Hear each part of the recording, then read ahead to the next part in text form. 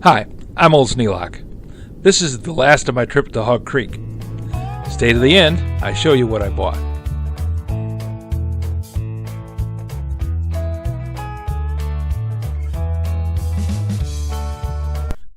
This is a cool idea. It's a tube tester. We don't use tubes anymore very much. Some collectors do, but most people use transistors. So the call for the tube tester is pretty low, but they can't be beat for gizmosity. They just got that cool look from the 50s.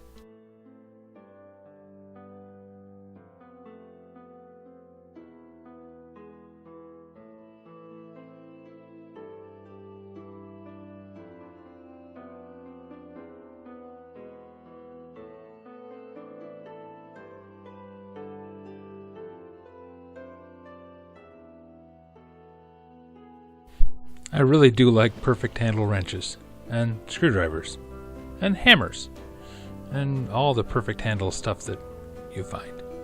It's just the wood and steel makes it look really nice. Some of them are in pretty rough shape, but these look to be really good.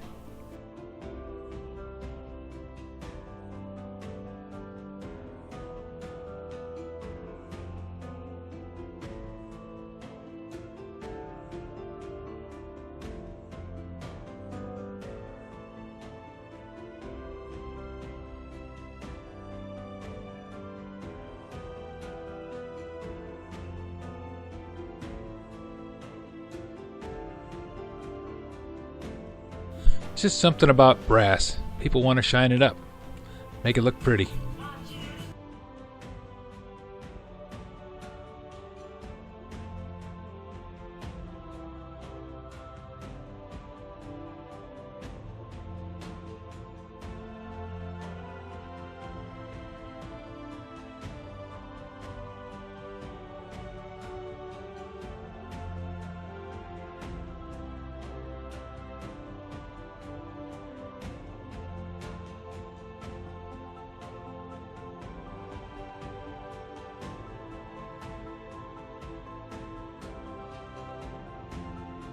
More tube testing equipment. Interesting, not something I do much with. Then you get into this stuff they call petrolina. And this can is dented and beat up. But still, because it's a fuel can or oil can, they want $30 for it. Now this is an oil spout. It's set on top of, it looks to be an old coffee jar. Hard to say for sure, but it wasn't an oil jar. Oil jars had the quartz marked on the side of them.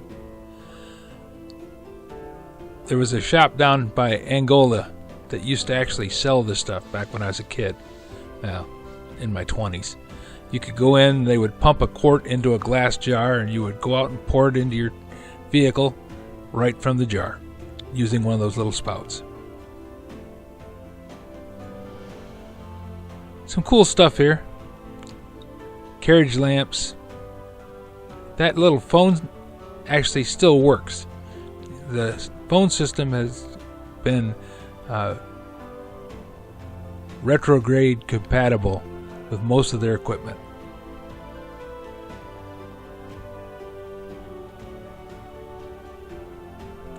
Now this Red Ryder, it is totally shot. I mean, it's just hammered to nothing.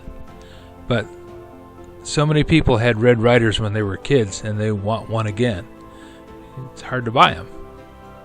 So people will buy this and try and fix it up and turn it back into something that remind them of their youth.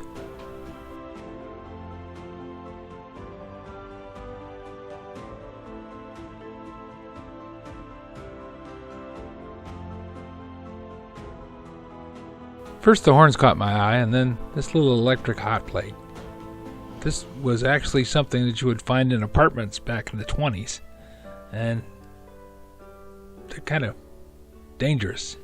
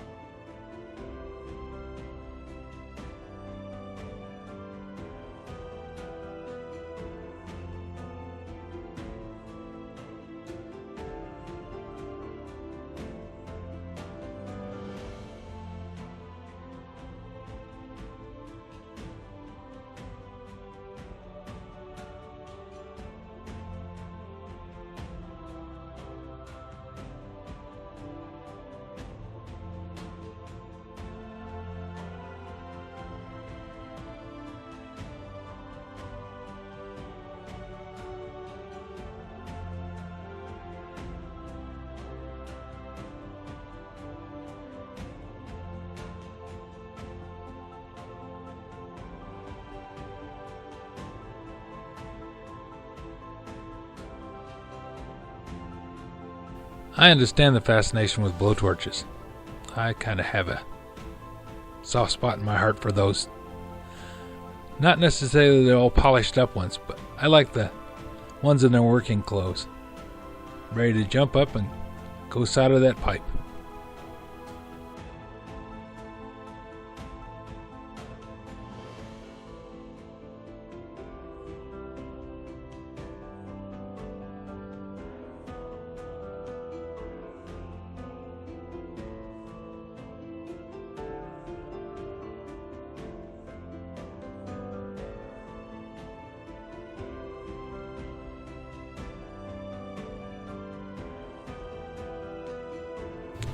Back in the 70s at the Midwest Foundry, the pattern shop made up a Sandy the Molder pattern. And it was cast up and handed out at every event at the open house that the Midwest Foundry had. And I got in trouble. I found one of those out in the scrap pile with the arm broken off. So I spent a little time with a file and filed a little hand with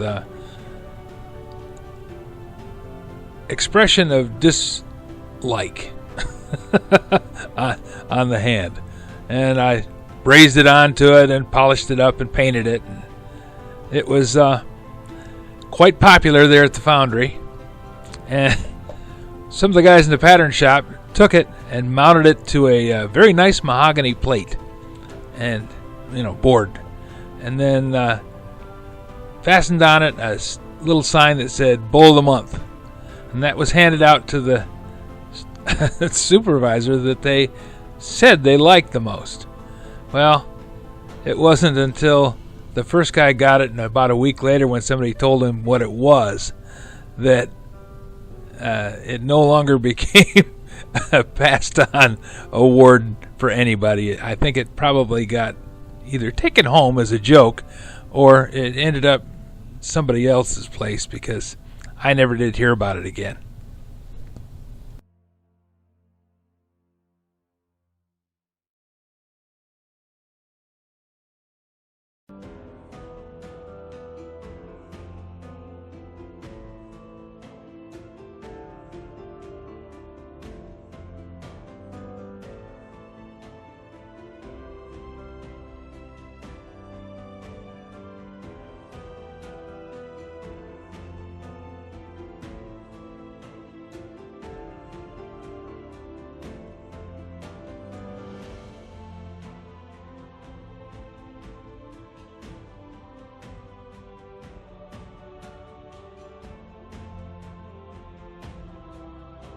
Blowtorches really do catch my eye.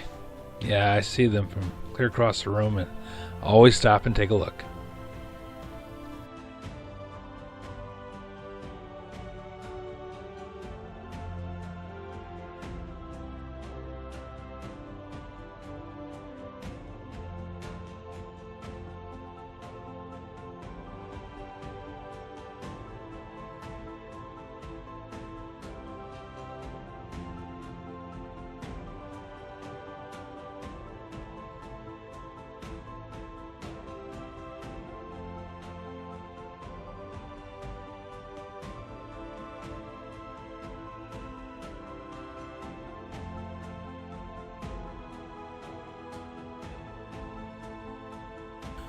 This is a purpose-built blowtorch, and it's been on this shelf now for a good 5 years that I'm pretty sure of, possibly 6 or 7.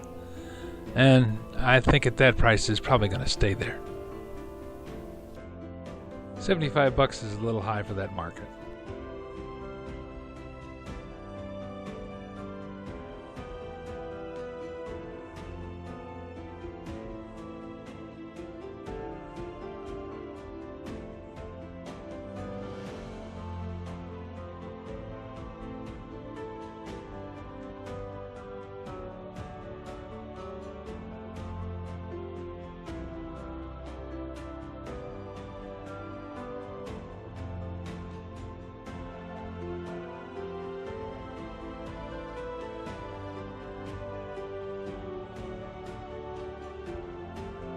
Well, this was a doorstop here at Hogg Creek.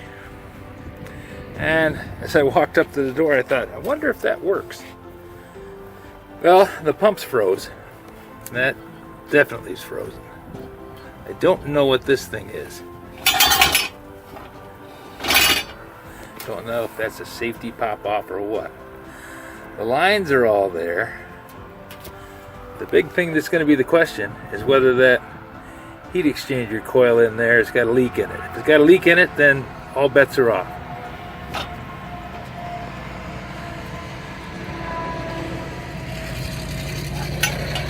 Unique Manufacturing Company, Chicago, Illinois. Be interesting to see if I can make this thing work. It's not rusted through. It's rusty, but it's not rusted through.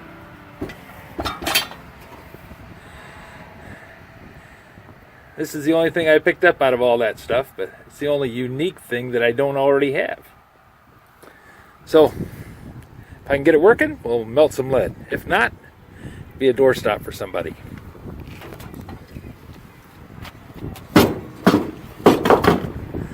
Nice having the toolbox on the truck.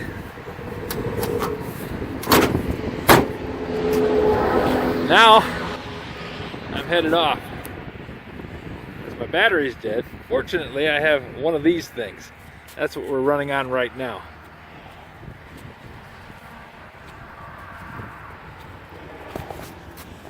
It's always entertaining to come to Hogg Creek.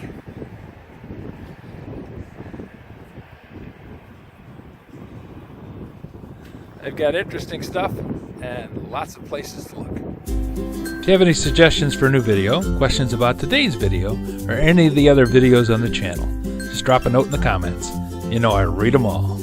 Thanks for watching.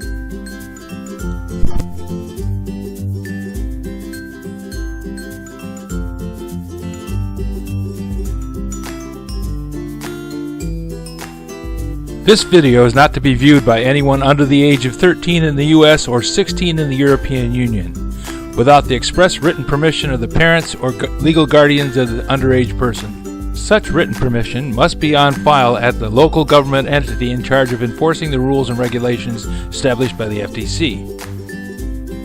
Anyone violating these terms is admitting by default that they hold harmless the owners and operators of this channel.